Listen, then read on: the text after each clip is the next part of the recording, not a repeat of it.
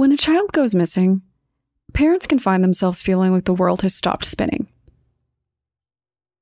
Even though the majority of missing children are eventually found, the fear that parents experience when they are waiting for their child's return can be paralyzing.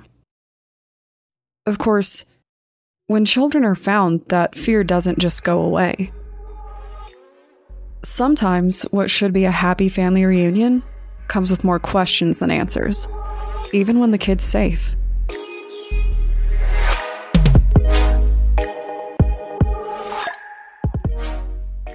My name is Brienne, and I'm the host and creator of Among the Dirt and Trees, a show where we explore true crime cases that occur out in nature. In today's episode, we're going to discuss the mysterious 1946 disappearance of Katherine Van Alst, an 8-year-old girl who disappeared while she was on a camping trip with her family. After 6 grueling days, she was found. But a lot of people feel like there's something seriously wrong with her story. So, let's see what kind of rumors exist surrounding this poor kid.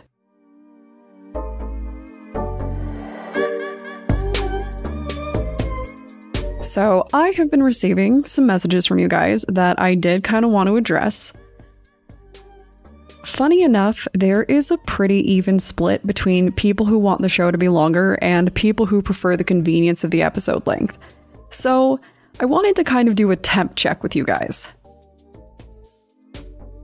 Now, if you've been listening to the show for a long time, you know that I'm pretty committed to the length of the episodes. As a business owner, I don't have a lot of free time. Now, that does not mean that I don't have the time to make podcasts, because that is a part of my job. But it does mean that listening to long podcasts is just not something that I really do anymore. When I made my show, I wanted to make a podcast more like what I needed. Short and, hopefully, interesting. And I know that some of you love it for that and have told me that. With that being said, I also remember when I worked a boring desk job and podcasts were what got me through the day. And I know that some of you have expressed interest in longer episodes and a little more research. Now, I am going to be upfront in saying that if you guys want a show that has every kind of detail, you will not find it with me. I struggle to listen to shows that sound like an endless list of facts, and I'm really not interested in taking that in that direction. I think a lot of shows do take that route because people love it, but that doesn't mean that it's necessarily right for me. I would get bored. You would be able to tell. Trust me. With that being said, I have toyed with the idea of making one of the weekly episodes a little longer, like more in the 20 to 30 minute range, nothing crazy. So, if you would like to see the week split between shorter episodes and slightly longer story-based episodes with some added story components and maybe theories, I would love to hear your thoughts. So contact me on Twitter or Instagram with @datpod to let me know what you think. Some of you also expressed an interest in more cases that weren't outright murder, so I decided to look for a few more missing persons cases for you guys, and here we are with this one. I am obviously still going to cover murders. It is true crime, but I'll try and keep a little more variety so you can all get away from some of the darker endings every once in a while. A great thing about this case is that the ending actually was happy, if not a little odd. Ordinarily, a case like Katherine's really wouldn't fit in the true crime space, but the mystery surrounding it certainly gives everybody kind of reason for pause, so we're gonna check it out anyway.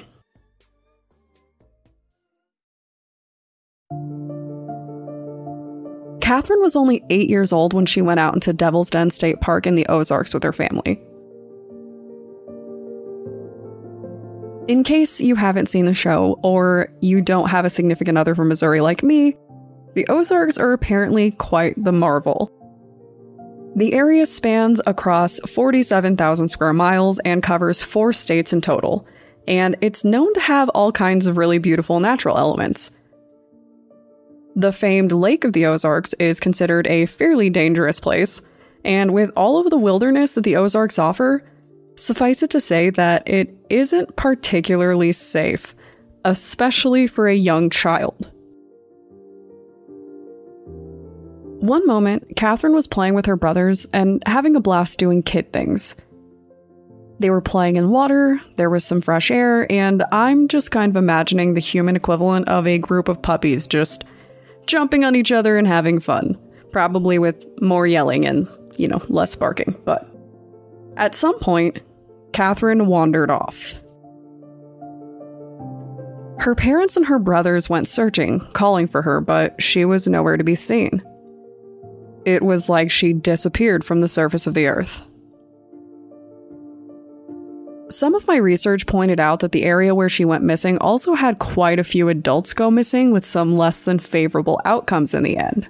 So, naturally, everyone feared the worst.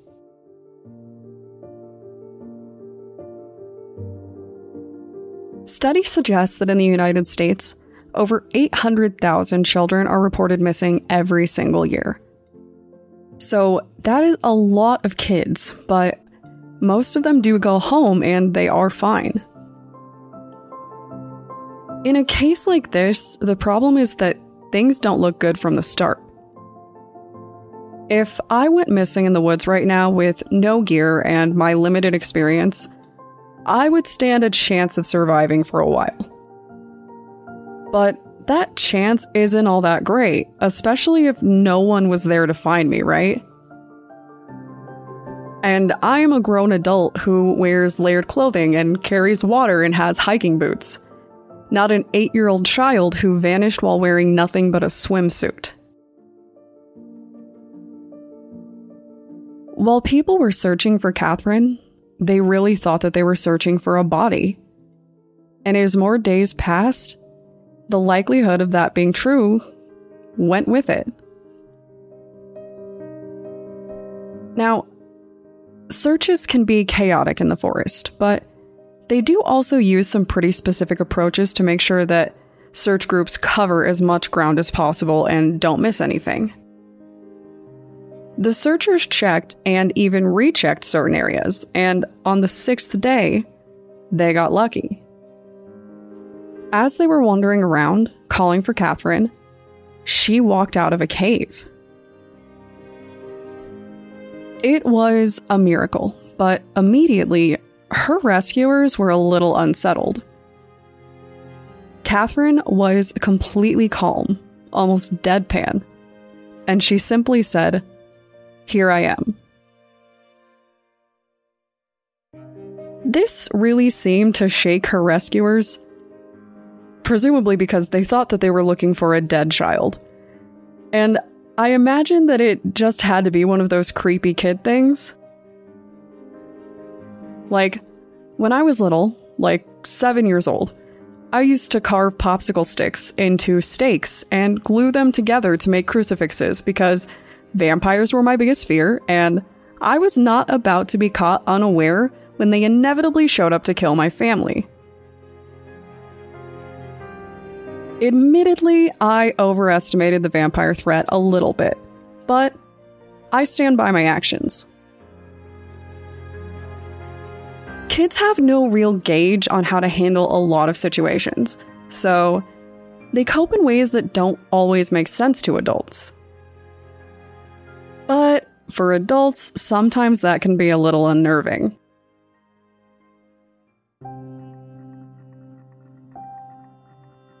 No one expected to find Katherine alive, and they weren't really sure how she managed to stay alive at all. So, suffice it to say that there were some questions and some very strange theories surrounding this. According to Katherine, she was able to find shelter in the cave, which had clean pools of water. She told her rescuers that she survived by living off of berries in the area, and she seemed completely fine, if not totally dazed and kind of detached, which seems fair. So, what happened, and why was everyone so unsettled by this? first, everyone was shocked by the fact that she was found over 9 miles from her family's campsite. That is a long distance for a kid to walk by themselves without ending up in trouble or running into something. But apparently she did it. With no shoes. Something that did make me laugh was the fact that the articles on this seem to really stress the 600-foot elevation gain, which might be notable out there, but isn't much for Colorado, even for a kid. I feel like that's pretty standard on a lot of trails, but...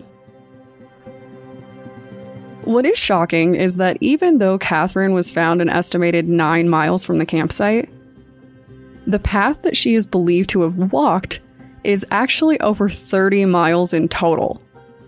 So, that's a lot. And then there was the thing with the berries. Katherine was in an area where the berries are largely toxic. Are there good berries? Yes, but there was a lot of potential for Katherine to eat a toxic berry instead, so she got pretty lucky for having no idea what she was doing. Katherine also said that she shouted for the people who were searching for her because she could hear them on several occasions, but that no one ever seemed to hear her. And then she said the most disturbing thing of all. Katherine said that she didn't really remember much about being gone. And Katherine is not the only person to go missing like this and have the same kind of story when they get back. We can always make the case that the trauma distorted her memory and time, but a few things about this case just don't seem to sit right with a lot of people. The area where she was hiding was checked on multiple occasions, even with dogs. In fact, Katherine said she remembered the dogs and said that she was too afraid to approach them. Now, that is fair, but if a little human girl could notice the dogs, how could these trained animals not notice her? Why couldn't anyone hear her? And what is Katherine forgetting about her time in the woods? Let's talk through some of the theories from the internet. When someone goes missing in the woods and shows up with minimal injuries and a missing memory, people have a tendency to rally behind a pretty specific theory. Aliens. The idea that Katherine was abducted by a UFO is actually fairly prominent online. People think that she might have been snatched up by a beam of light and then dropped back down in a nice safe cave with a new understanding of which berries to eat. Personally, I don't like this theory. Not because I don't believe in aliens, but because I refuse to for the sake of my own mental health. I will face down any of humanity's last stand apocalypse monster scenarios, but if the world ends with aliens, I quit. That's it. I'm out. I am not getting put in a human zoo for extraterrestrial entertainment, so I've drawn the line. Another interesting theory that certainly comes with a heavy dose of superstition is that Katherine was actually lured away from her family by a ghostly apparition. Some folks believe that Katherine was visited by the ghost of the area and tricked into leaving her family behind. I'm not saying that I believe in this theory, but I do think that it's my favorite outside of something comparable to the plot of Ice Age or Homeward Bound: The Incredible Journey, where animals took care of her until the humans arrived. The idea that Katherine could have been split between our world and some kind of ghost world while hanging out with a ghost for a week is certainly something. And of course, there are the more realistic theories. Is it possible that Katherine saw something truly disturbing out in the woods that caused her to run and lose some of her memories? Did Katherine witness some kind of frightening ordeal with humans or animals and kind of shut down because of it? It can happen. There is also the possibility that Katherine was temporarily abducted and then abandoned in the area. Trauma could cause the loss of memory, and it would explain how she ended up somewhere with water and a food supply. The idea of a kid showing up perfectly fine after almost a week in a dangerous forest is definitely interesting, and I understand why people are so keen to come up with stories about it. It's probably just the bizarre sight of a dazed little girl calmly waiting to be rescued that set people on edge, but it's something that a child this young could survive out there at all, especially without help.